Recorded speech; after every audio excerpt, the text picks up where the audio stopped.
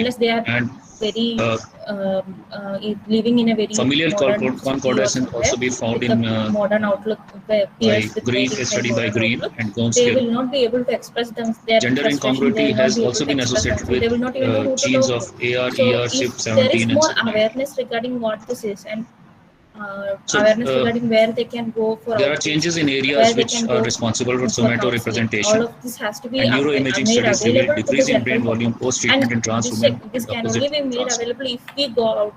If we go There and is a group of we have genes to go and which do are this. We activated, cannot wait and which get activated wait for before the patients to SRI come to gene. us. SRI gene leads to actually So development of next is genitalia availability and access to healthcare. So by SRI we gene have located on the our Y healthcare chromosome needs leads to to be more development of welcoming Wolffian to them system than to the suppressing the general Mullerian public, system. because of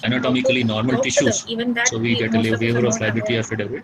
A spousal release form Most if of the us are patient not is aware married, of. So we parental have to consent, include some of especially this for in the hormone medical therapy report and to collect and report the observations because that it we is make, sometimes consolidate instituted all the before the age findings of that 18 we years have, and then talk to or puberty experts in blockers. India across the globe and come to a It's important consensus to on the standards offer of patient care, on the fertility primary care preservation options guidelines, because on with the the onset techniques of that are hormone available therapy, and patient techniques that can be may not formulated. become fertile All of again this has to be in some discussed, cases. and we have to come to a consensus. I'll again And skip this a slide. uniformity on These are the standards core of care. surgical It is procedures not for that a trans transgender women patient and trans men. should get go to a European country I'll for start with their the surgery, specific surgical or they procedures. have to This go is to a USA for phalloplasty. their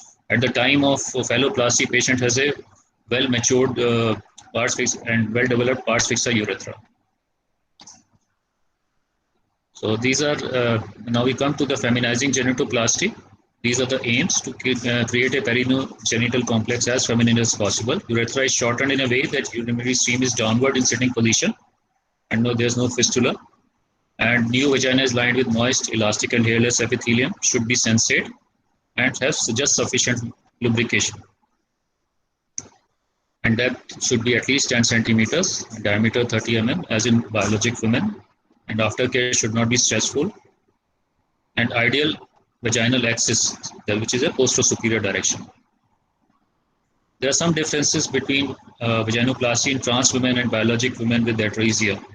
And the most important is this, that in biologic females, the interischiorabic distance is 5.2 centimeter, while in trans women, because pelvis is narrow, it is 3.95 centimeters. So only thinnest flaps can be used for transsexual neovaginoplasties. Also, accessory organs like clitoris, labia, etc. are absent, and these also require reconstruction in trans women. But the advantage is trans women have a penis, and this penis can be used to reconstruct some of these pudendal organs. So as you can see, in case of vaginoplasty, this is our method. We have modified the penile inversion to include a perineoscrotal flap as well. So this is a perineoscrotal flap, and you can see this neoclitoris has already been made, and this is a dissection of urethra from penis, and penis is completely disassembled into its components, into its four components. This is the penile skin, and these are the corpora. And this is the glans penis on the dorsal neurovascular bundle, and this is the urethra, and this is the perineoscrotal flap. So you can see all the five components here, and you can see divided stumps of corpora cavernosa. This is the urethra, and this is the glans penis based on dorsal neurovascular bundle, which will form the clitoris. Another case, corporal stumps closed, and you can see glans penis being shortened to form neoclitoris here, together with clitoral hood and clitoral body, as you can see. And this is the urethra, and it has been slit, and you can see dorsally it has been laid out. It can provide moisture for the sexual intercourse. And this is the cavity dissection, plane of dissection between the prostate glands here and the rectum. And you can see, and this is the suture we take sacrospinous to sacrospinous ligament for fixing the neovaginal cavity so that it doesn't prolapse. And you can see how long a flap we can obtain. This is a almost 18 centimeter long flap, and a 15 to 18 centimeter long vagina has been made, vaginal cavity. And these are some of the dilators used for measuring intra-op and for post-operative dilatation. This dilatation is required for 3 months post-operative. And you can see various cases of immediate post-op results in vaginoplasties. And we do an intra-op measurement. You can see this is a 13 centimeter long vaginal dilator. You can see the cavity, a well-defined cavity. And we teach the patient to self-dilate at 1 week post-operatively. You can see patient is self-dilating the vaginal cavity here.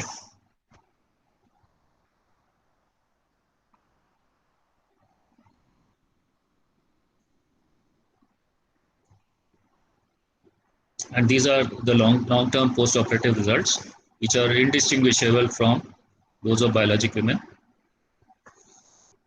Top surgery in trans men differs from procedures of gynecomastia, as breasts are of larger volume, and so often double incision procedures and free-nipple areolar grafting are required. Breast binding is a common practice in these individuals, which leads to increased fibrosis, which makes dissection difficult. In this case, you can see patient indulging in breast binding to hide the breast from when he goes out in the society. And this is a case where the breasts were not so big, and we were able to do inferior periareolar approach. But in cases with larger breasts, we have to use double incision and free nipple areolar grafting.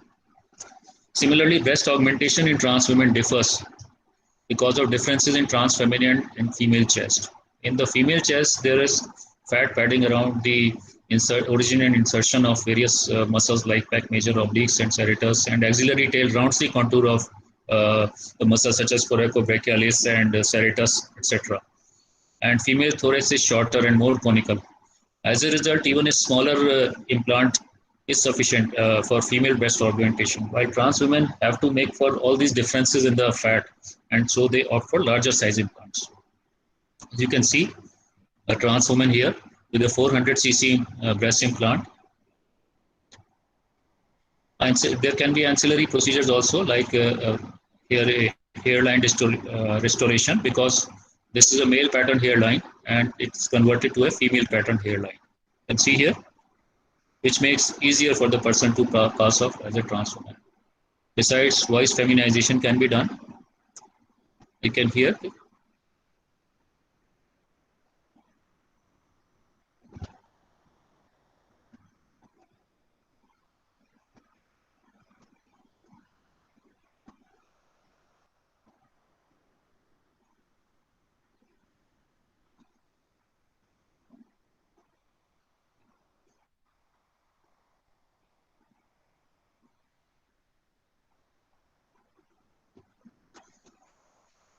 So that was about the surgical procedures. There are some important judgments in this field. I'll briefly go into them. So a Vidhan Barua judgment came when Swati Vidhan Barua approached Mumbai High Court in May 2012, when her parents were not permitting her to perform surgery, and judgment was passed by the court that there is no law which prohibits sex change operation, and a legal adult can undergo sex change operation without the need for parental consent. Nalsa judgment came in 2014, and it said that it's not necessary that patient undergo surgery or even hormone therapy, and you have to basically follow the psyche. If patient says that this is my innate self-identification, this is my gender role, then you have to go along with that. And in addition, court passed various judgments, various judgment to authorities. NAS Foundation judgment was passed in 2009 because High Court decriminalized private consensual sexual acts, and finally in 2018 a 5-judge bench decriminalized homosexuality and banned discrimination on sexual orientation. In 2019, Hindu Marriage Act was modified to include trans women, intersex persons, and transgenders. This same judgment also banned sex reassignment surgeries on infants and children, including in DSD especially. And it just like in case of giving puberty blockers, we have to tide the patient over to an age where patient can decide for themselves their gender role. So court agreed with that. We have been represented in media, various publications, and these are some published articles which you can refer to for additional information. There are some book chapters.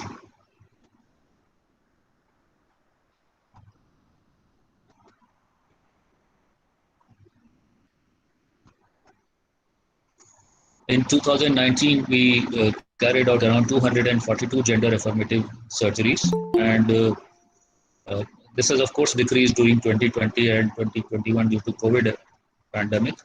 And our personal series is more than 3,000 cases over 28 years. This is our gender affirmation team at Fortis Hospital, Shalimar Bagh, which has been operational since more than 10 years now. This represents 7 different specialties. Association for Transgender Health in India was started in 2019. It has 2 wings. One is IPATH for professionals and a CAME for the gender variant individuals. Its first international conference was held in 2019. These are some of our gender warriors. And Indian standards of care were launched during IPATHCon 2020. Thank you. It was an enlightening presentation, sir. You showed us so many videos as well as pictures that we have never seen. It was a wonderful presentation, enlightening, sir. I think Dr. Shalini has a query, sir. Yes, Dr. Shalini. Yeah. Sorry, Nalini. Dr. Nalini?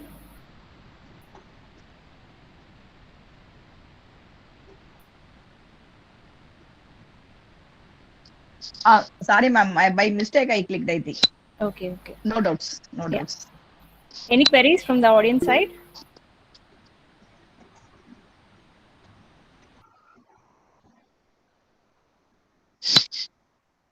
Okay. Thank you so much for the wonderful presentation, sir. You're welcome. Thank you, sir. Over to the anchoring team. Thank you, sir. Ma'am, now I have a Now doubt. it's time for. I have a doubt. Yeah. I have a doubt. Please ask. Please ask. Yeah. Sir, for those who go for cryopreservation of sperm and ovum and they give birth later, will there be repetition of these problems in the offspring? Is it genetically transmissible problem, transgender problem? No, madam, it's not been proved to be. Though there is concordance amongst twins.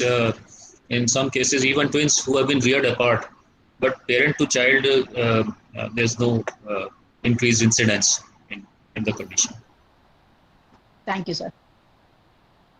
Thank you, sir. Thank you so much. Now it's time for a short break. We'll resume the session after 5 minutes.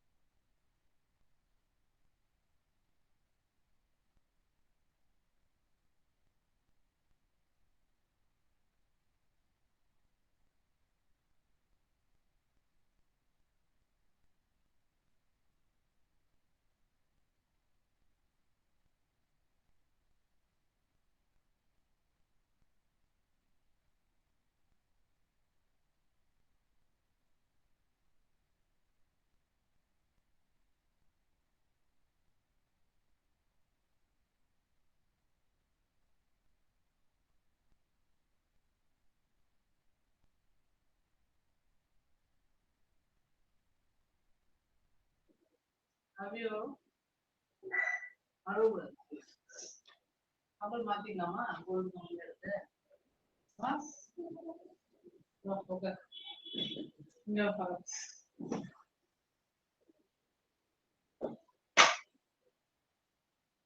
Camera மொத்தமா இருக்கு இப்படிதான் இருக்குமாங்களா?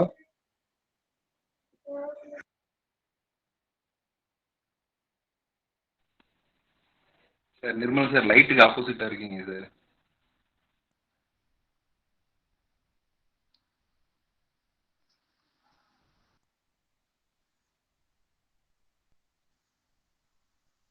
இல்ல இப்ப கொஞ்சம் கிளியரா இருக்கா? இன்னும் டல்லா தான் இருக்கா? இன்னும் டல்லா தான் சார் இருக்கு. பட் நீங்க எக்ஸாக்டா லைட்டுக்கு ஆப்போசிட்டா உட்கார்ந்தீங்கன்னா நல்லா இருக்கும் சார். நேரா லைட் மூஞ்சில தான் படுது. வேற என்ன பண்ண முடியும்னு பாக்க. இன்னைக்கு ஆக்சுவலி ஹேட் ரோட்டரி கேம்ப். இப்பதான் கேம்ப் முடிச்சு வரோம். ஒரு 50 பேஷன்ஸ் கேம்ப். மறந்துட்டேன் இன்னைக்கு ஃபுல்லா. இப்பதான் கேம்ப் முடிச்சுட்டு ஜஸ்ட் லஞ்ச் இப்பதான் சாப்பிட்டேன். சொல்லுங்க. இன்னமும் சரியில்லை. I will try to take another room. வேற எந்த ரூம் பிரைட்டா இருக்கும் பாப்பா? Sir, I think audio is good, sir. Audio is good. No, but the light is bright. I don't know why it is this way.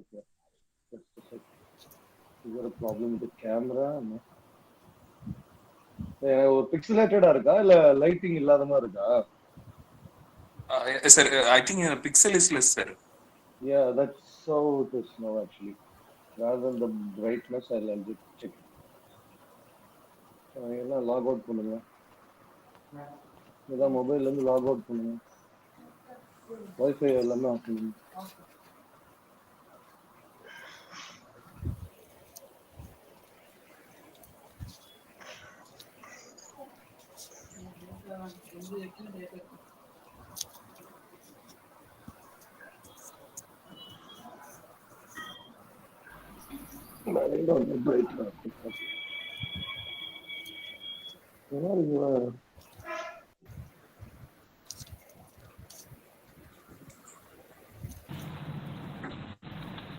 Welcome back, Doctor. செல்வத்துள் செல்வம் செவிச்செல்வம் அச்செல்வம் செல்வத்துள் எல்லாம் தலை. The knowledge acquired by listening is one of the greatest wealth. The aim of discussion is not victory but progress. I would like to call upon Ms. G.K. Anjali to accompany me in introducing the speakers for the panel discussion session on teaching and learning transgender medicine. First, I would like to introduce Dr. Divya to moderate this panel discussion program. Dr. Divya, the Associate Professor in the Department of Physiology at Dhanlakshmi Srinivasan Medical College, Perambalur. She did her Doctor of Medicine at Sri Manukula Vinayaga Medical College and Hospital, Puducherry. She has more than 5 years of teaching experience and has published more than 60 research papers. Wow. It is a very big pleasure for us to have you here as a moderator for our program, ma'am. Next, I would like to introduce our first panelist, Dr. Rajkumar, Head of the Department of Physiology. He did his Doctorate of Medicine in Physiology from Madras Medical College, Chennai, and a Doctorate in Physiology from Raja Muthiah Medical College, Chidambaram. He has a work experience of more than 34 years as a professor and more than 17 years as a research guide. He is a multifaceted personality, a strict disciplinarian, and a cheerful leader. We are very excited to have you as a speaker in our midst, sir. Next, I would like to introduce our second panelist, Dr. Arun Kumar, Associate Professor of Anatomy at Dhanlakshmi Srinivasan Medical College, Perambalur. He did his Doctorate of Medicine from Madras Medical College, Chennai. He has more than 13 years of experience in teaching anatomy. He has published more than 4 international journals and 3 national journals. He is also a member of Medical Education Unit. It is indeed a blessing for us to have him here. We welcome you, sir.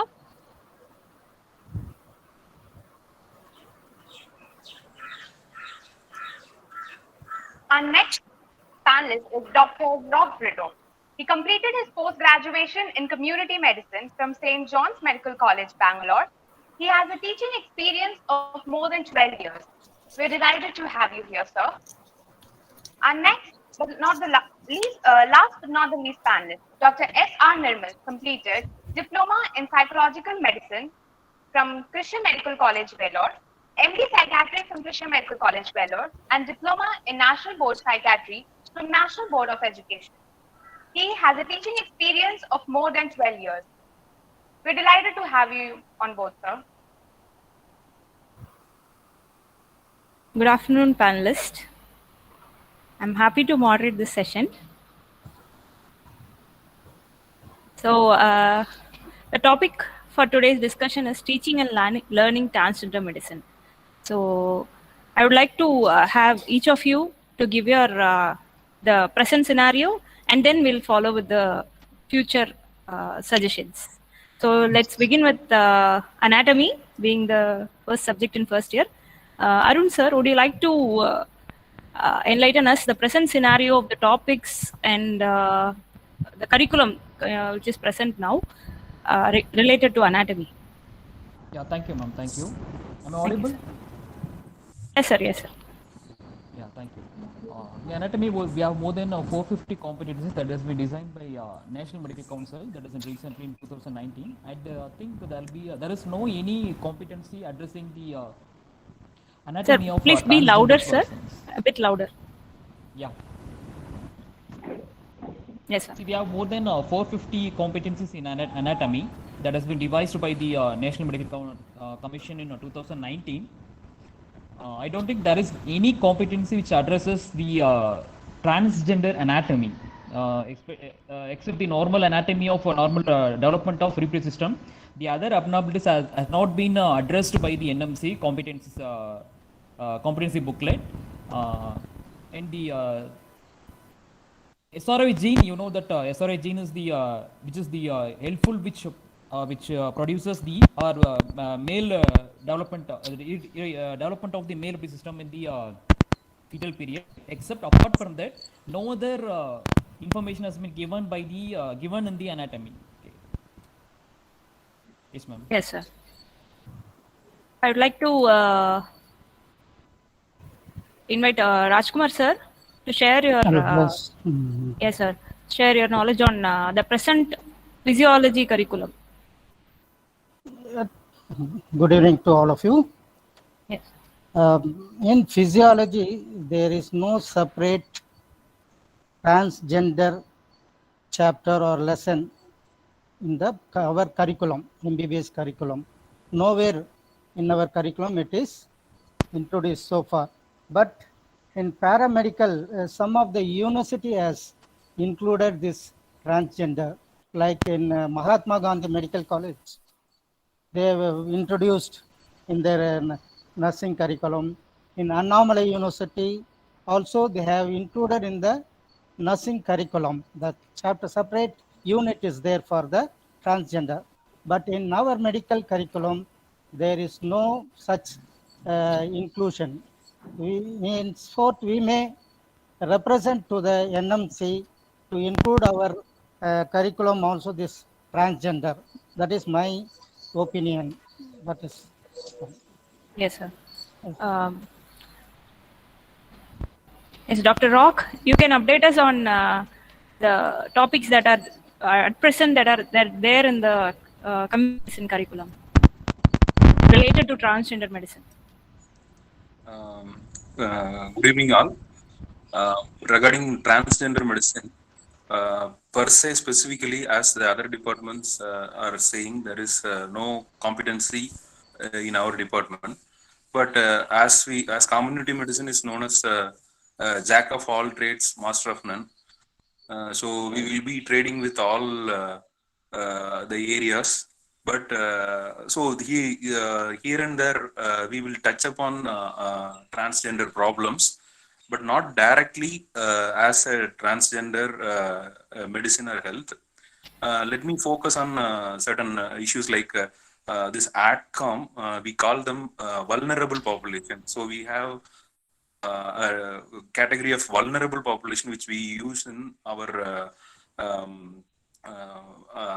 settings. So usually under 5 child will be a vulnerable population. Like that, transgenders are also a vulnerable population because their mental health is poor. They're more prone to not only previously it was a myth that they're prone only to sexually transmitted diseases.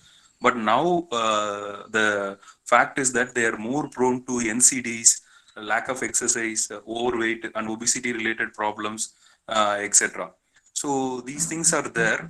So we need to focus on those things, and also kind of the subject which deals with the legislation other than forensic medicine is community medicine. So we need to teach them about Transgender Persons Act 2019. In fact, that act is criticized a lot. It is not giving right, as the name indicates, it is not giving right to the transgenders, but it is on the, I mean, ironically, it is suppressing or repressing the right of the transgenders. That's what many people are against that act. So that also need to be kept in mind while dealing. I mean, it is included in our sector. The key areas which we need to focus is, we always categorize the education into the physician, that is a medical student's education, then the patient's education, then the family education, then the public education.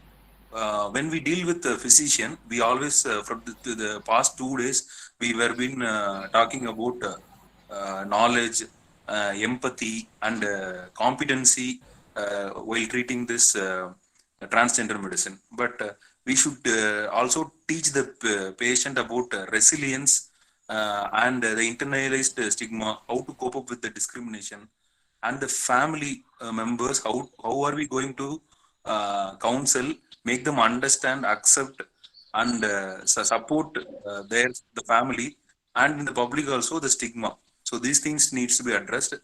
Maybe probably when I talk about the second round, I will talk about the possibility of a program. So in community medicine, we might have cared about many things about programs, but there is after this beautiful conference, we all will agree that transgender group of people definitely need an exclusive program.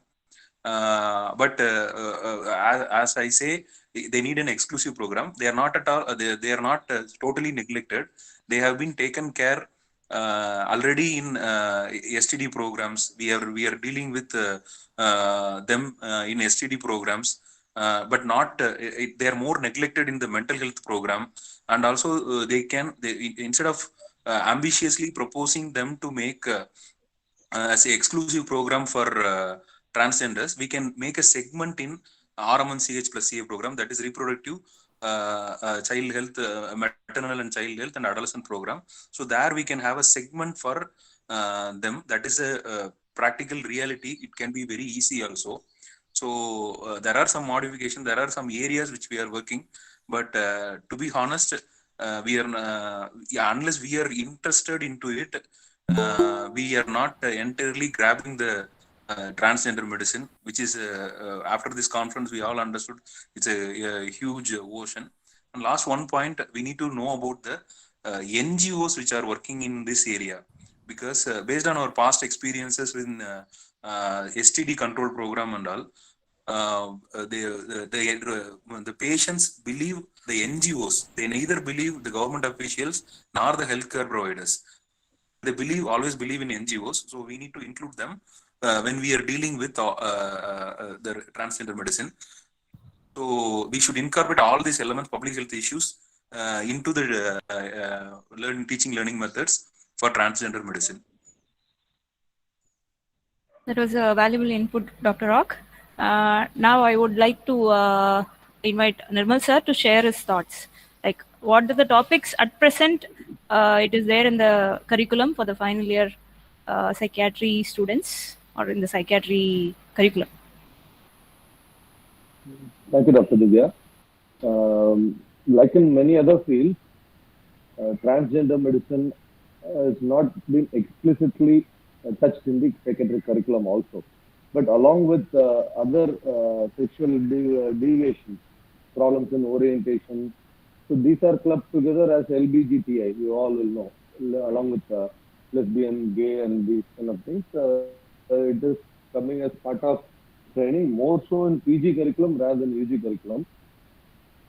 But as postgraduate and as psychiatrists, we clinically encounter a lot of issues related to transgenders. Both parents bringing persons to get back them to normalcy. And of late we get transgenders.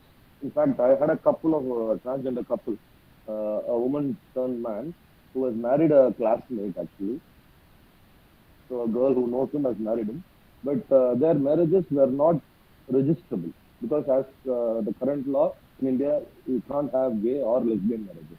So he is, by definition, he is a she, it is a female. So he had to come and document that he's a transgender. So he went to document so that they can get their marriages registered. So like that, we get occasional patients, but I feel like all of us were saying earlier, the stigma, so anything curious, anything different might be isolated and stigmatized. But more importantly, I think it is the lack of understanding, lack of knowledge. As students, we are not exposed to these kind of people. We have not seen these patients, both, and this lack of trust is in both the sides. Even the patients wouldn't trust if they find you unempathetic, if they find you judgmental. So as students, when you're not used to these kind of things, you're not used to seeing patients, then obviously we'll have a lot of myths. We may not voice our myths like the general population, but most doctors also may not have proper knowledge and some myths. I think dispelling these myths and engaging students in the curriculum, making it part of a normal curriculum will help in reducing the stigma and in fact, most literature says this is the main barrier for transgenders to seek help. So they're not able to access knowledgeable practitioners.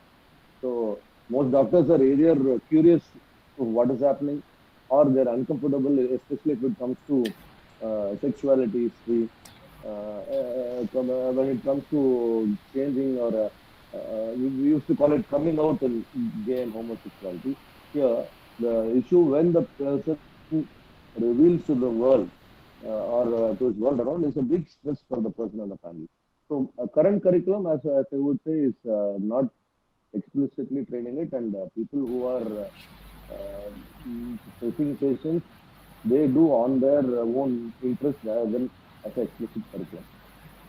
Along with probably other sexualities, because in psychiatry we deal with sexuality in detail, which has been left out in, which has been already trained in physiology, forensics. But for the student, it is difficult to differentiate paraphilias from sexual abnormalities. For example, for a student, a person who is a sadomasochist, a prothyracist, so these kind of persons are also seen as abnormal, and transgenders, homosexuality. So this concept, I think, has to change, and it can change only by having this in curriculum, not only in psychiatry. As you said, in each subject, you can have some introduction into what are the aspects of transgender. That's it. So you mean to say that there is not even a single competency which is related to this transgender medicine in UG curriculum? Yeah. No, in psychiatry we have it along with other sexual abnormalities, homosexuality. It's a club with it. In fact, I feel even they are not trained to handle homosexuality or lesbianism. At least these people look normally like us. Only when they express it, it is shown. Whereas transgender, the moment you see some anatomical differences, some ways our UGs are not exposed to this phenomenon. I'm not saying there is no single, but there is no explicit thing for transgender. Yeah. Okay, sir. So I'll come back to you. So we'll go back to the anatomy. Arun, sir? Yes, ma'am. Yes, sir. Yes, ma'am. So would you like to share with us what are the topics that can be added to the curriculum for first MBBS students in anatomy? Yes, ma'am. We have foundation course here for 1 month period soon after the joining of MBA students. I think we can add the orientation program regarding transgender medicine in the foundation course itself. We can introduce the terminologies regarding the gender identity, and sex orientation for the students, so that they will be aware of what are the different sexes available and the gender identities are available. And then in the anatomy, we like to have what are the anatomical differences seen in the between cisgender persons and the transgender persons. And then I think it's better to have an add-on course which integrate all the departments like anatomy for a final year student, for anatomy, physiology, pharmacology, computer medicine, surgery, and psychiatry department, so that the final year student can be well aware of the transgender medicine, what are the needs, healthcare needs of the transgender person, and how to satisfy them. Yes, ma'am. Yes, sir. Also, some other topics like genetic variations and Yes, embryology ma'am. topics. What are the genetic abnormalities? Yes, sir. Yes, Yes, sir. ma'am.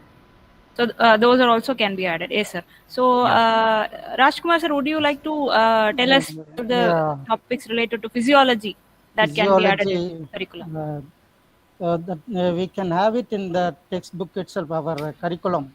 So Yes, one unit, as one unit we can consider this transgender.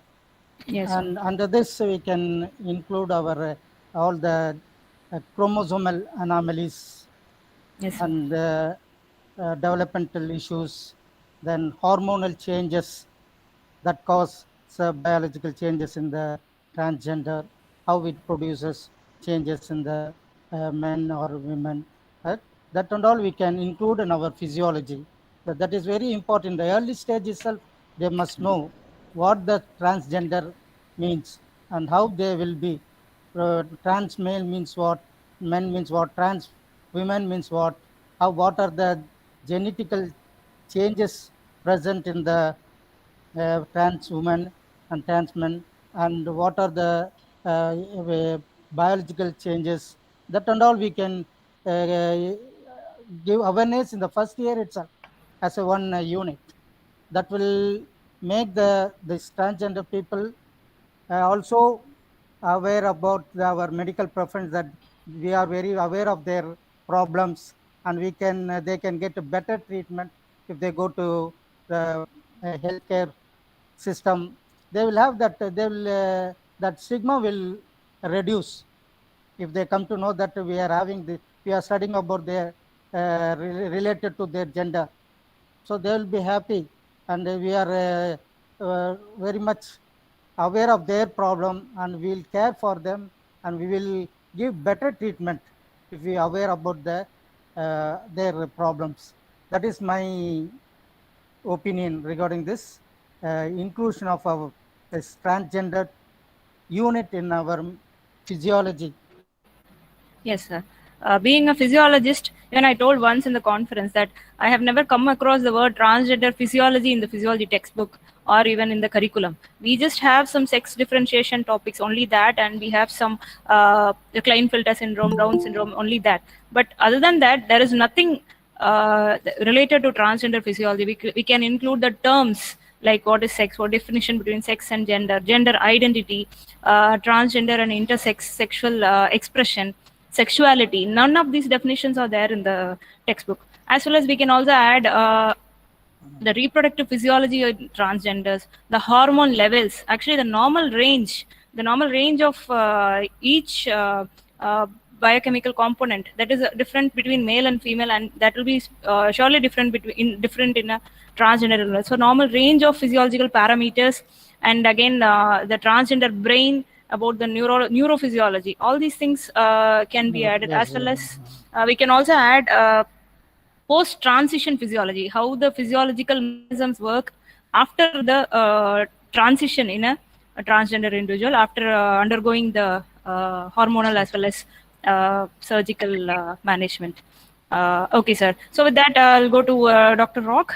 So what are the topics that can be included, or what are all the things that has to be included in undergraduate curriculum related to transgender medicine? As I mentioned earlier, I didn't know this round of additions will come, so that's why I pointed out there only. See, basically, we need to add one essential component, that is legislation regarding transgender.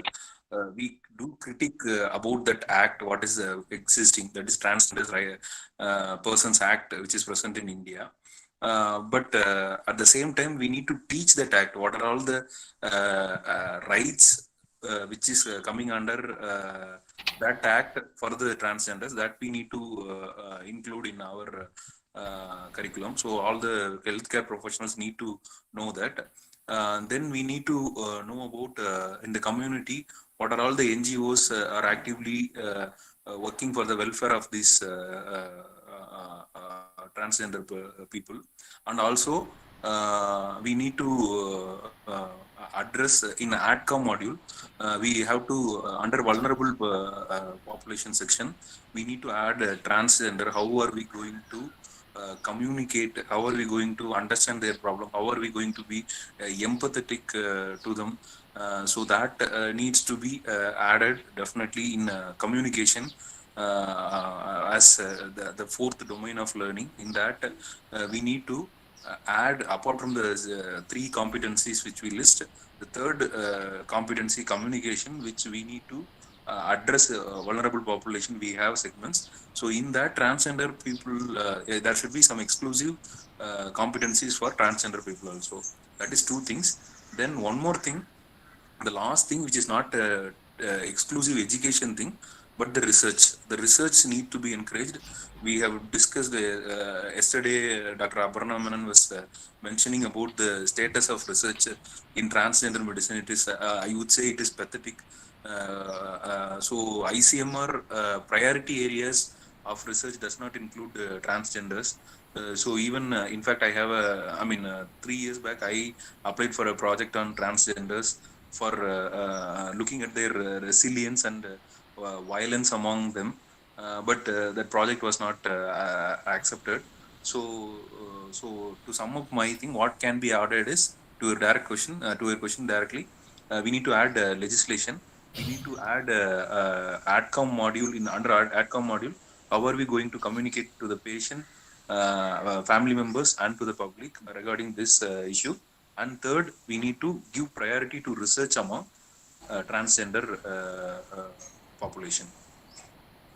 Thank you. That was actually a very valid thing about the AdCom. So two of our speakers spoke a very important thing. One is about the foundation course, including the terms and concepts in the foundation course in first year, and then also adding a AdCom module, exclusive AdCom module for transgender healthcare, where all the components like bedside manners, usage of pronouns, addressing a transgender patient, first encounter, interview skills, consent obtaining from the transgender patient, all these components can be framed as a competency and can be separately framed as a AdCom module. Thank you for the very valuable input, Rock. Nirmal sir, would you like to say what are the topics that can be added to psychiatric curriculum, UG curriculum? Sir, you're not audible. Please unmute, sir. Just a sec, yeah. Yes, sir. There are few topics already on sexuality, but I would rather say transgender medicine competencies. I think they should start from initial. When a person is asked to register, you should be given an option of registering as male, female, or transgender, or so even when a patient registers, because you are rightly pointing out the normal values, physiological values itself changes between men and women and all. So like that, for any registration nowadays we have all forms. We have the option of opting out transgender. Like that, they should have it from the starting, and this doesn't start from college. It starts even earlier. And as students from the foundation course or from first years, and from, as I said, when you have competencies in physiology and others which addresses transgender, in psychiatry we would want to further increase the emphasis, because now it is clubbed under sexuality. In fact, the gender identity, orientation, these are only picking up of late. There are 3 or 4 competencies related to that, and majority of the things are focusing on paraphilias, as I was saying, which we try to integrate with forensic medicine. So they can have competencies which will help them to aid in communication. As I said, it is empathy, and more importantly, tolerating differences. As a person, I should be able to, if somebody is different in whatever way, I should become tolerant to develop it. So then only I can be a non-judgmental, and then I can be empathetic. So we should teach our students probably to be tolerant to people who are different in whatever way, personality differences. And I think probably transgender stands top on the list because the dichotomy, usual male female itself goes for a six there. So that would be the initial thing. And along with other knowledge about psychiatric, I mean, sexual disorders and gender identity, I feel the problems transgender go through.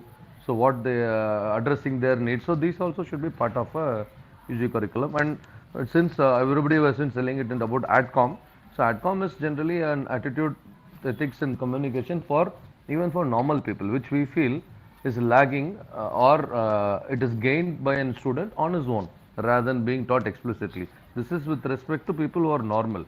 So when people are different, say for example having a diagnosis of HIV, having some other problems, being transgender, even being having communicable diseases like leprosy. So here and all the AdCom training will go a long way.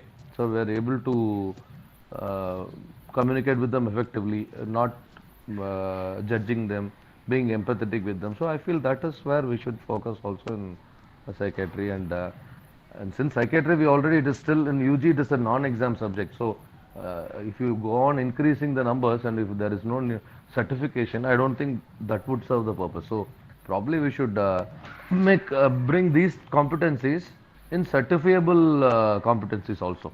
So that's when students will take importance for it. Yes, sir. So, so we saw about the topics that can be included in UG curriculum. So apart from your own subject, what do you think other topics that can be added, if there are any, to the UG curriculum? So surgery we can add. Yes, sir. Upcoming surgery and all, doing for the transgender. So surgery also we can include. Yes, sir. This dermatology is very important.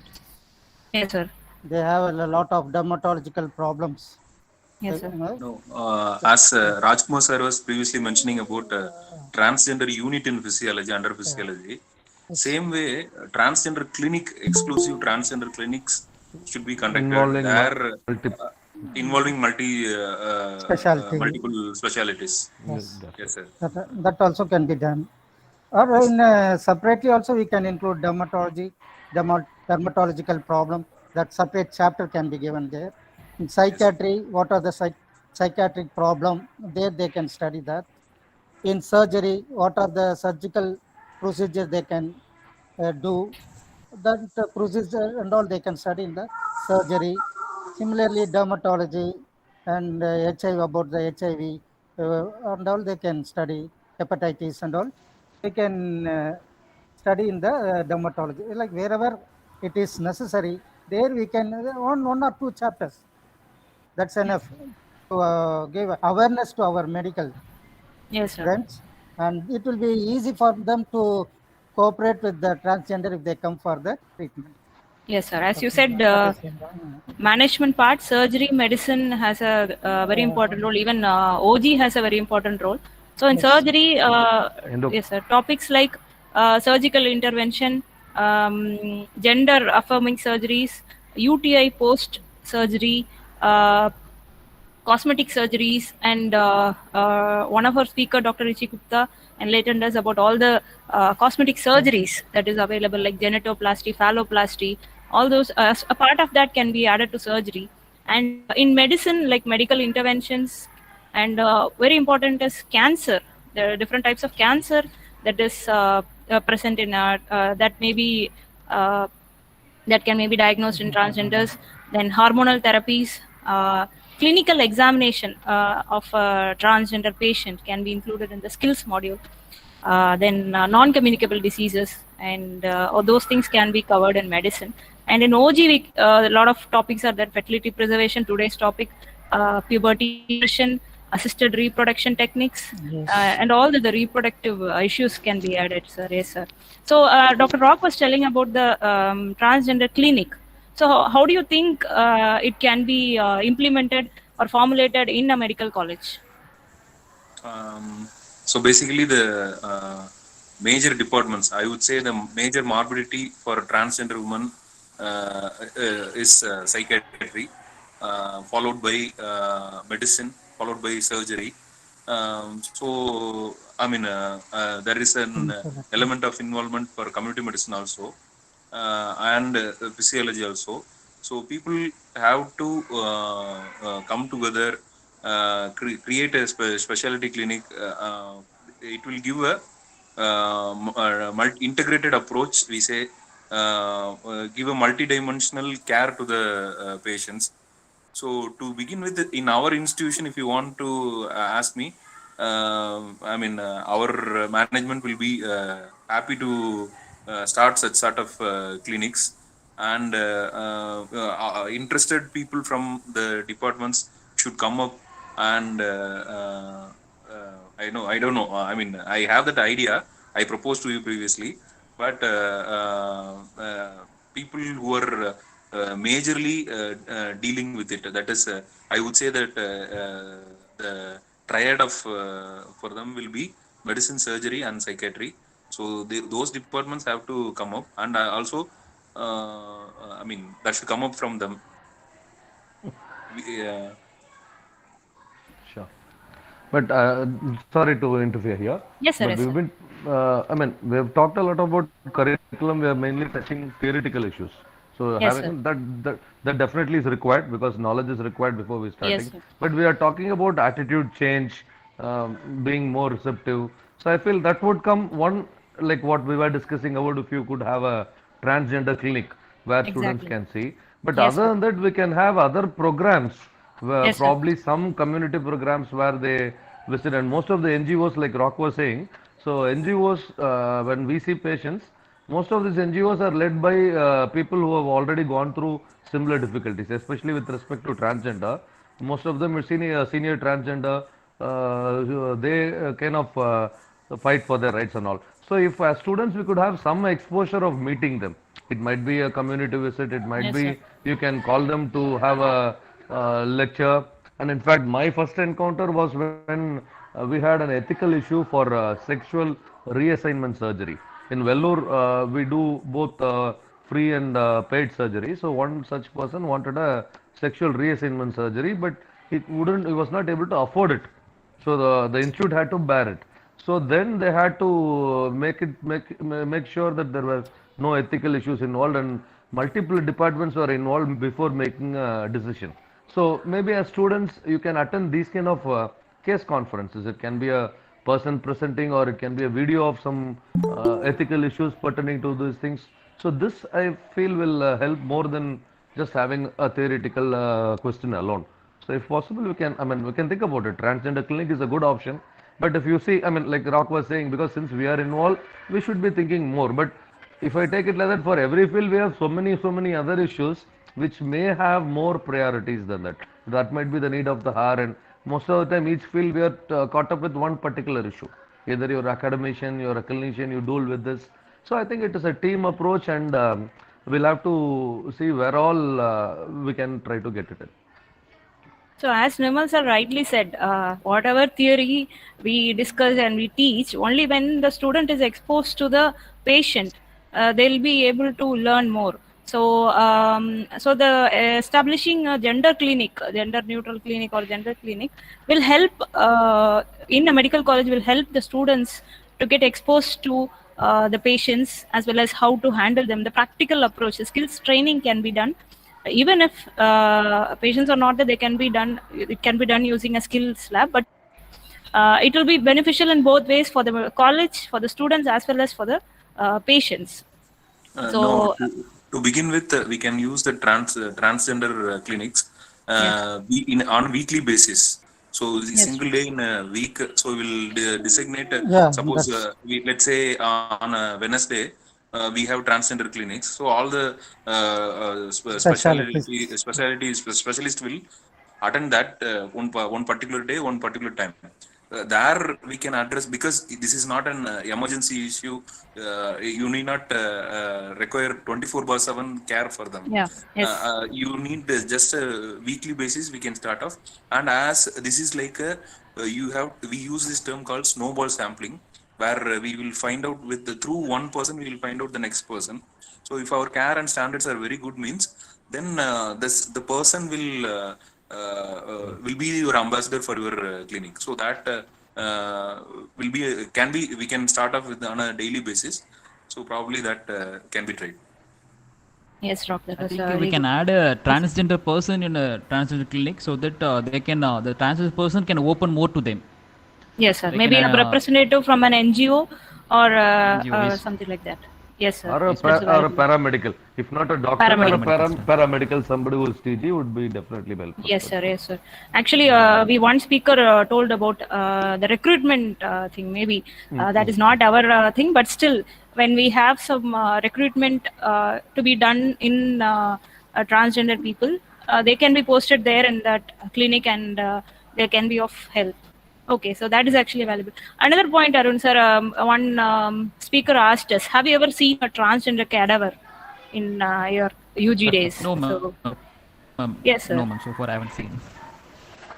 So that can be maybe if we can get a something like that. May not be. We can have mannequin, We can have transgender a mannequin, and yes, we can teach our students. Yes, sir. Yeah, that is alternate method. Yes, sir. I think even in the PG curriculum there is no. Yeah, I was about to come to that point. Anatomy, Yes, ma'am. Yes. Okay. Even in the PG Yes, curriculum, yesterday, anatomy. Rajita ma'am was talking about the. Yes, ma'am. Yesterday, Rajita ma'am was talking about Yes, the sir. number of changes occurring in the brain on the transgender Yes, sir. persons. Yes, sir. Even that is new to us. Even Yes, PG sir. curriculum doesn't contain a word about transgender anatomy. Transgender anatomy. Neither I don't think it is there in the physiology also. Yes, sir. Yeah. Rajkumar, Except sir? the chromosome No, anomalous. Except it's the not in the chromosome physiology. anomalous, there is no other information, ma'am. Other information. Yes, sir. Rajkumar, sir. In PG curriculum physiology? Yeah, and, still more detail they can study in PG curriculum. Whatever they study in the UG, same thing Yes, they sir. can elaborate, and it will be more informative. In Yes, PG. sir. Dr. Rock, if there is any topics in the PG curriculum, community medicine, are there any topics? No, nothing specific. As I mentioned, the same categories we need to focus if we are prioritizing transgenders. That's all. Yes, sir. Same as our UG. UG. Nirmal, sir? I'm not sure. I'll have to look into it, but there's no specific about transgender actually. It comes as part of. In fact, we had a mental health celebration 2-3 years ago. The theme was about LBGQ2. So mental health of lesbian, all queer, and these are combined together. So I feel it can be separate. It need not be a separate one, but we should have for explicitly all of these things. And PG still it is not there. It is not the Yes. transgender separately is not there. But Yes. but you are supposed to handle it. It's like Yes, it's like the ECG in UG. Till final year you ask about ECG, they'll say why do you worry? You don't need. But once you become an intern, you can't interpret ECG. What man you become in CRR, you don't know ECG. So like that, we are expected to be handling them without being explicitly taught how to do. So that is there with this also. Sir, the gender dysphoria, it is actually a very important topic. Even about that? Yes, we have gender dysphoria. We have. That's what I'm saying. Gender identity, sexual orientation are very pronounced in our classifications. In fact, till DSM 3R, that is till 80s, sexual these were considered as abnormalities. But now these are abnormal only if they have a dysphoria, if what we call ego dystonic. If a person is gay but they don't like being a gay, we treat them. Otherwise, even if they're brought by their parents or something, we don't try to treat them. Whereas we try to support them in expressing what they are, in living with the, getting along with the society. So the same thing is there for gender identity also. But transgender, not so explicitly. But I think the same approaches can be used for all of these people. Just that the other ones, it takes some time for you to destigmatize. A transgender, it comes immediately. The moment you see, and whereas the other ones only when you reveal. But I think we can use the same thing there also for LBGT. So, but it is not there. Sir, gender dysphoria, are the UG students exposed to gender dysphoria topic?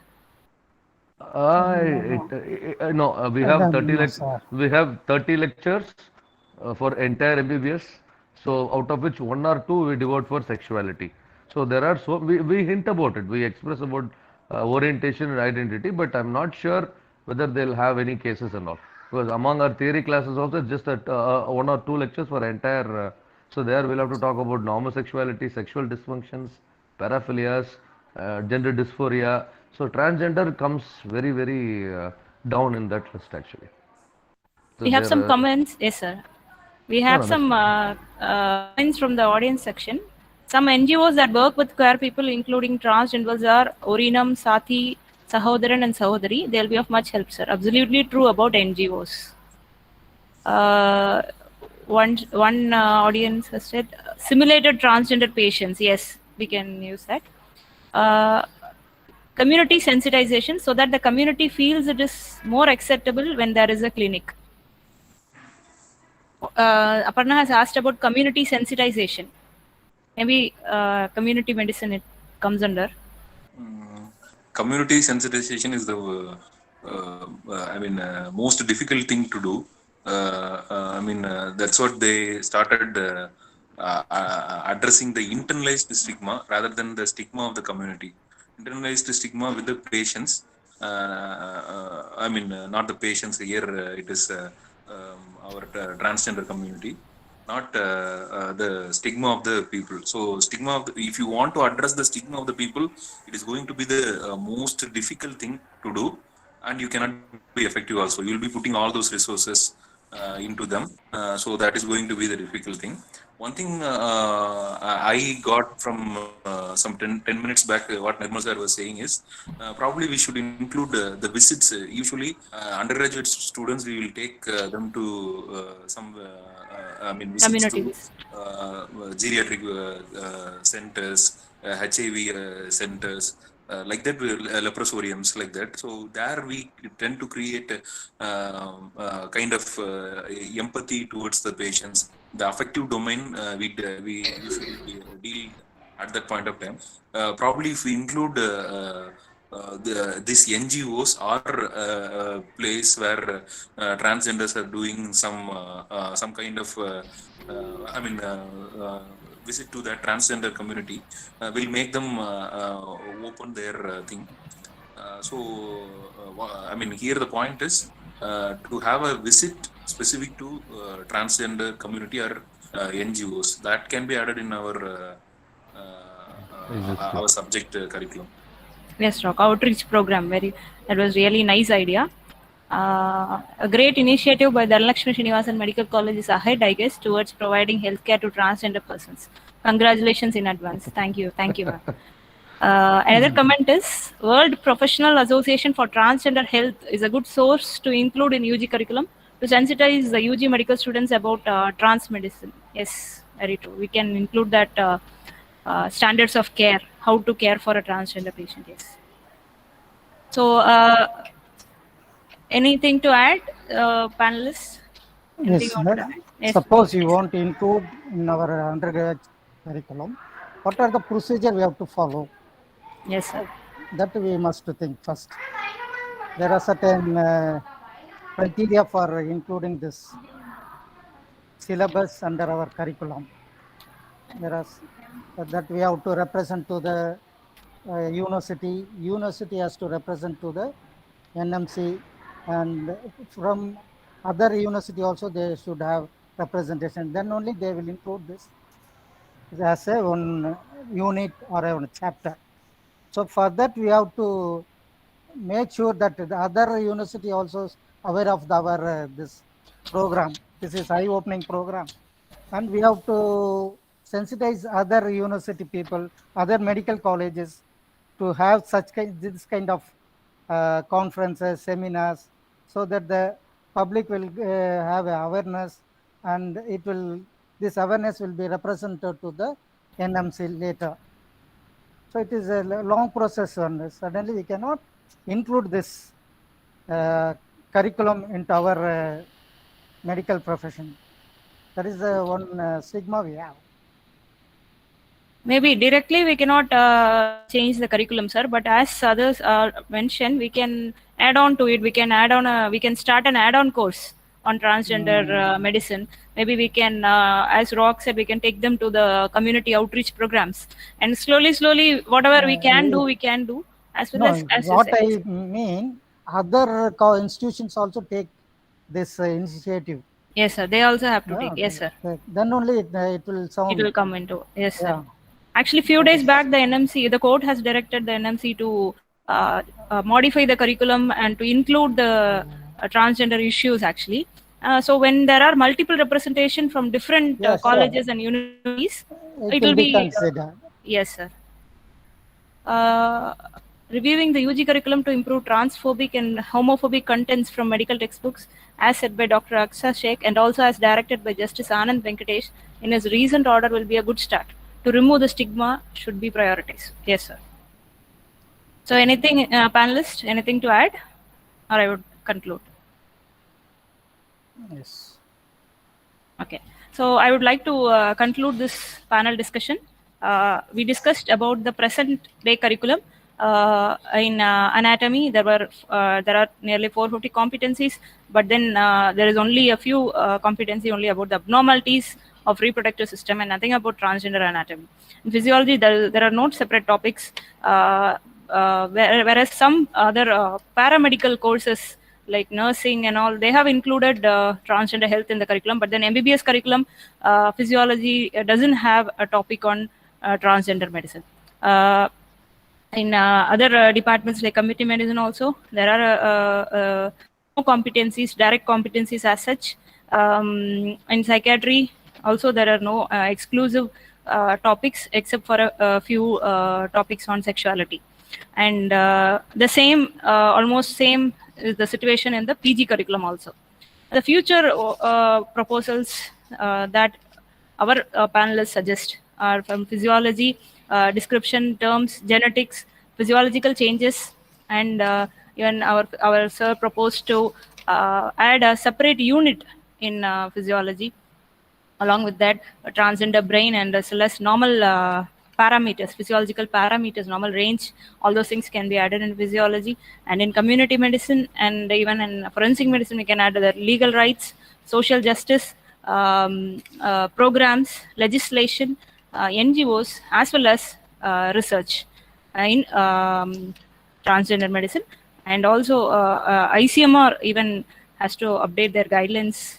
That is another suggestion regarding the transgender research. In psychiatry, very important is the patient care, as well as the empathy and tolerating differences has to be added in the psychiatry, as well as it has to be made a certifiable skill for the students to get benefited.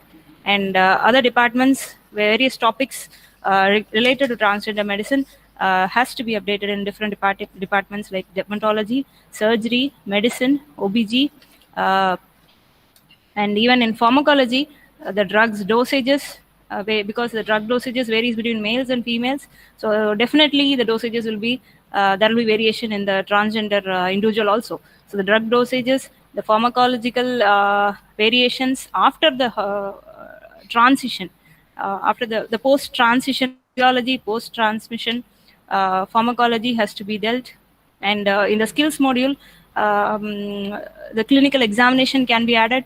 In the AdCom, a lot of things can be added like bedside manners, pronouns, addressing a transgender patient, first encounter, interview skills, obtaining consent. All these things can be added in AdCom module, as well as the first and foremost thing that we expose the students to is the foundation course, and adding a part of this transgender medicine, introducing them to transgender medicine as well as technologies has to be done in the foundation course itself.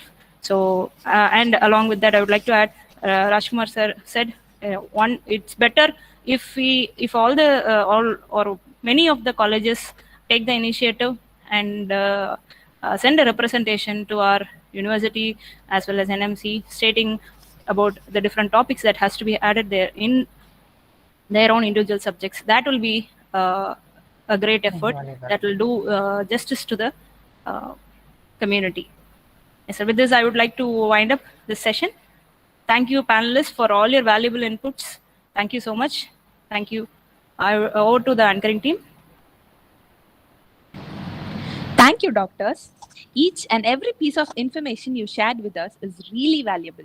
It was a wonderful session. The results for the poster competition will be displayed shortly.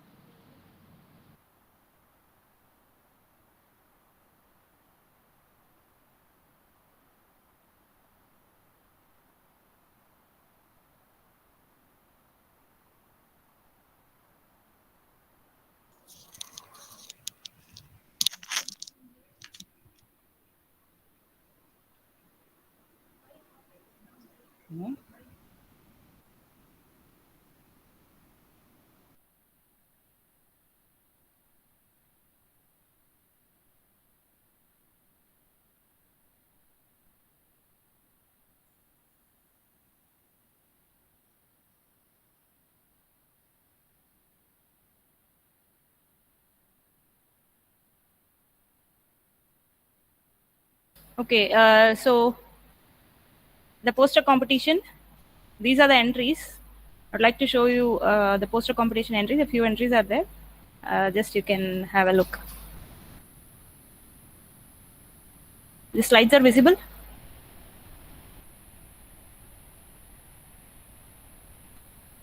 So the theme of thank you, sir. The theme of poster competition was transgender health. We received wonderful posters.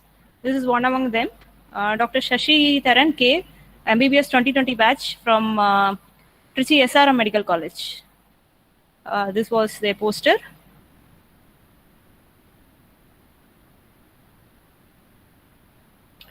This is the poster submitted by Dr. Arud Priya, MBBS from SRM Medical College and Hospital, Katangalathur.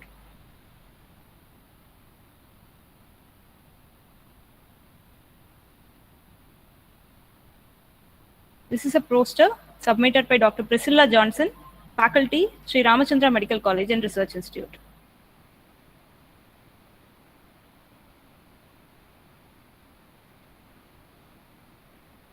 This is a poster submitted by Dr. Emmy Goldie, MD 2020 batch, Dhanalakshmi Srinivasan Medical College and Hospital.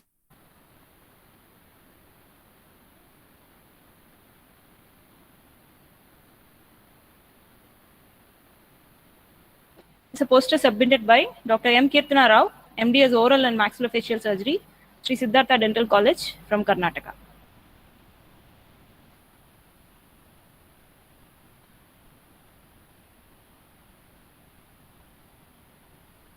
Poster submitted by Dr. S. Renika, MD 2020 batch, Madras Medical College, Chennai.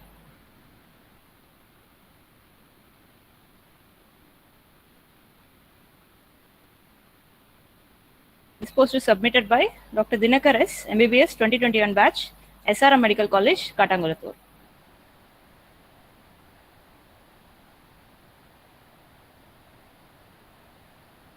Poster is submitted by Dr. Megha Agarwal, MBBS 1819 batch, Arpadeveda Medical College, Puducherry.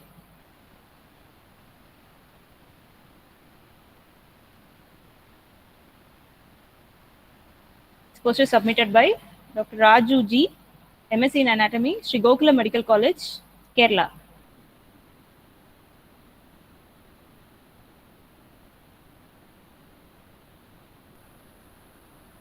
This poster is submitted by Dr. Vanati, MD 1920 batch, Madras Medical College, Chennai.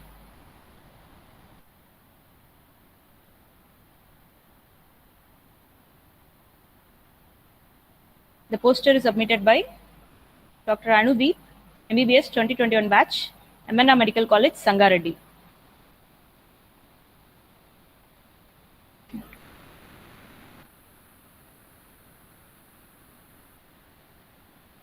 This poster is submitted by Dr. Priyadarshini V, MD 2018 batch, Madras Medical College.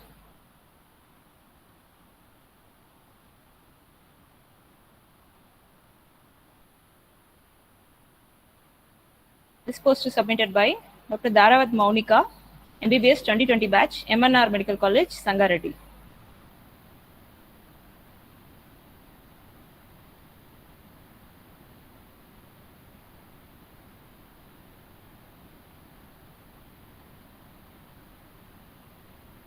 The poster is submitted by Dr. Jeeva Lakshmi, MD 2020 batch, Coimbatore Medical College.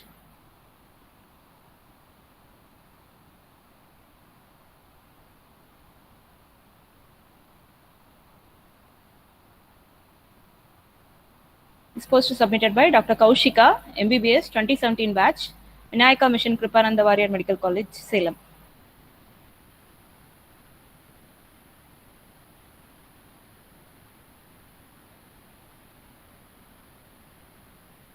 This poster is submitted by Dr. Tulasi Rani, MD, Kurnool Medical College, Andhra.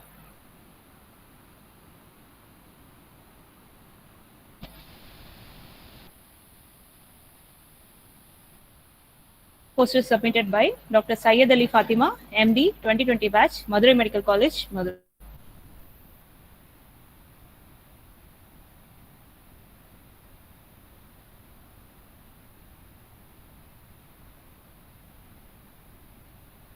This poster submitted by Dr. Sharatha Sritharan, MD, 2020 batch, Madras Medical College.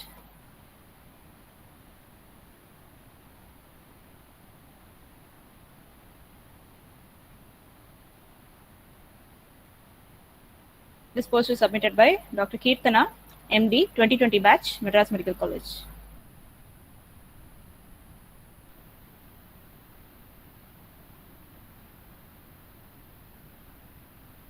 This poster submitted by Dr. Preeta Devi, PhD in Medical Genetics, Mahatma Gandhi Medical College, Puducherry.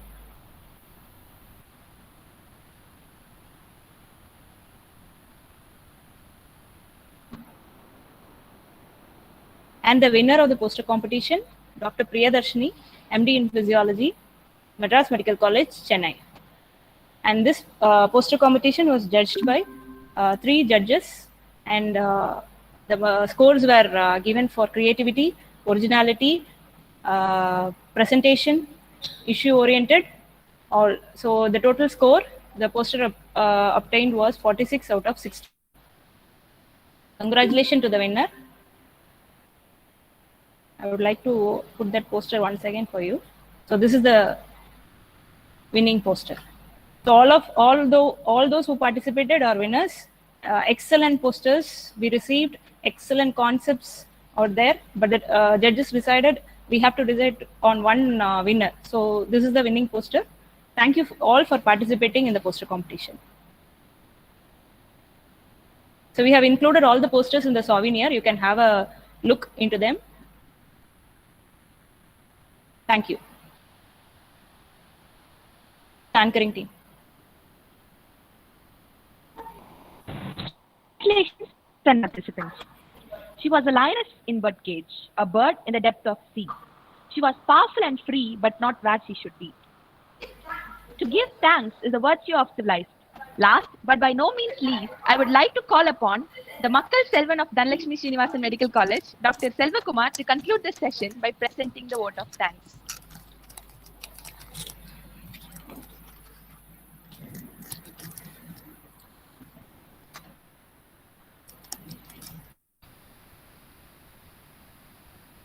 Good evening to all. I convey my happy Teachers' Day wishes to all. I take this opportunity to thank all my teachers who paved way for my meaningful life. Honorable dignitaries, chief guests, speakers, our respected dean, dear participants and students. On behalf of Organizing Committee, Department of Physiology, DSMCH, I feel immense pleasure to take this opportunity to give vote of thanks for this virtual national conference on transgender physiology. Our physiology department took a pioneer stepping stone towards transgender physiology and related health issues by organizing a national level virtual conference. In this 20th century, it is in need of our to have a better understanding towards transgender health and its related physical and mental health problems. Nearly 209 participants have been registered for this virtual conference all over the country. These 2 days were really very useful, and we all got an opportunity to understand the transgender physiology and related health problems, which paves a way for the future research in this topic in future. Organizing this national virtual conference was really challenging, and it would not be possible without all your efforts and blessings. Now, let me take this opportunity to convey our gratitude to all those who have attended their support and extended their support to make this event successful one. On behalf of Organizing Committee, we would like to express our profound gratitude to our patron, our beloved founder and chairman of Dhanlakshmi Srinivasan Group of Institution, Sri A. Srinivasan sir, for his blessings and motivation. It is our pleasure to thank our young dynamic Vice Chairman, Sri S. Kadiravan sir, for his constant support. We express our humble thanks to our co-patron of this conference, our respected Dean, Dr. Maragadimani Ilangovan ma'am, for her exceptional leadership and guidance support. I will happy to offer my sincere thanks to our organizing chairperson, Dr. D. Rajkumar sir, professor, and Head of the Department of Physiology, DSMCH, for his excellent and dynamic leadership to organize this national virtual conference in a successful way. I express my heartfelt thanks to the organizing secretary, Dr. Divya Ma'am, Associate Professor, Department of Physiology, DSMCH, for a great and tremendous effort and coordination to make this conference a grand success. I convey my sincere thanks to Dr. Aparna Ma'am for her immense effort in making this successful conference. And I also like to thank Dr. Kitna Ma'am and all other organizing members of this conference for their hard work, without whom this conference is not possible. It's my pleasure and privilege to thank all the guest speakers who enlightened the conference and spent their valuable time in addressing these conferences. I thank Dr. Divya Ma'am for her excellent session on brief introduction, history terms and concepts, which gives a orientation towards the conference. We thank Dr. Sylvie Banerjee sir for his nice presentation on transgender genetics. I thank Dr. Ranjita Wanga ma'am for his nice lecture on transgender anatomy and make us a deep understanding on transgender anatomy. We thank Dr. Madhavan sir for excellent lecture on reproductive physiology. We thank Dr. Banu ma'am for an eye-opening session on transgender brain. We thank Dr. Sivasailam sir for his interesting session on physiology beyond the gender incongruence. We thank Dr. Aparna ma'am for her wonderful session on research in transgender medicine, the past, present, and future perspectives. We thank Dr. C. Shanmupriya ma'am to make us understand the biochemical and endocrinological aspects of transgender physiology. It's a pleasure to thank Dr. Neeraj Yadav sir for his wonderful session on transgender sexuality. We thank Dr. Jayakumar sir for discussing the mental health issues of transgenders. We thank Dr. Aksha Sheikh for discussing the public health issues of transgenders. We thank Dr. P. Stalin sir for his innovative session on the solutions of transgender health issues. It's a pleasure to thank Dr. Puvitra ma'am for her elaborative session on reproductive health and concerns on transgender individuals. Last but not least, we thank Dr. Richie Gupta sir for his clinical orientation towards managing the transgender patient. So followed by this session, the scientific session, we have the panel discussion. The panel discussion on teaching and learning transgender medicine. I thank all the panel members who gave us deep discussion and wide understanding implementation on the importance of teaching and learning transgender medicine. On behalf of organizing committee, we thank the panel members, Dr. Rajkumar sir, Professor and Head, Department of Physiology, Dhanlakshmi Srinivasan Medical College, Perambalur, Dr. S.R. Nirmal sir, Professor and Head of Psychiatry, Dhanlakshmi Srinivasan Medical College, Dr. Arun Kumar sir, Professor of Anatomy, Dhanlakshmi Srinivasan Medical College, Dr. D. Rockbritto sir, Associate Professor of Community Medicine, Dhanlakshmi Srinivasan Medical College, and Tamil Nadu. We convey our thanks to Association of Physiologists of Tamil Nadu who joined their hands with us and extended their support for this natural conference. We wholeheartedly thank Tamil Nadu Medical Council for availing 4 credit hours for this conference. On behalf of organizing committee, we convey our wishes and appreciation for the winners and participants in the UG and PG poster competition.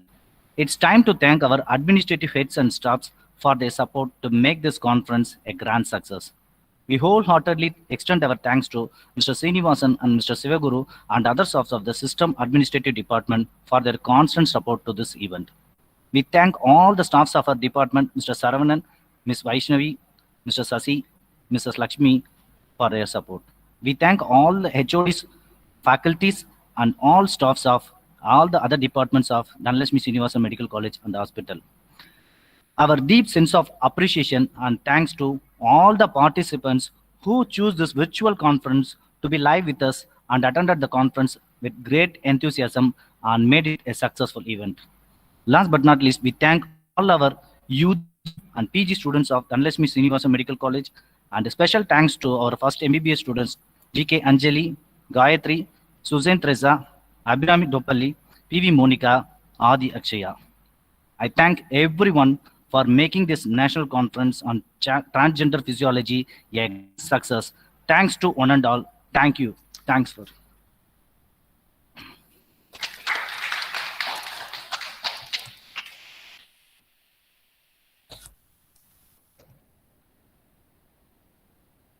As the organizing secretary of this conference, it's a pleasure to organize the conference. I thank as all the stakeholders of this conference, beginning from our management, from our HOD, our department staffs, students, and other staffs who helped us.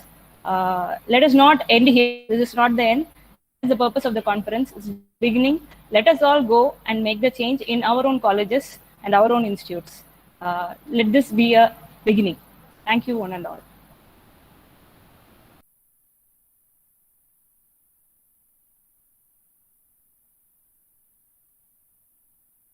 Thank you. Please fill in the feedback forms that we are posting in your mail as well as the WhatsApp group.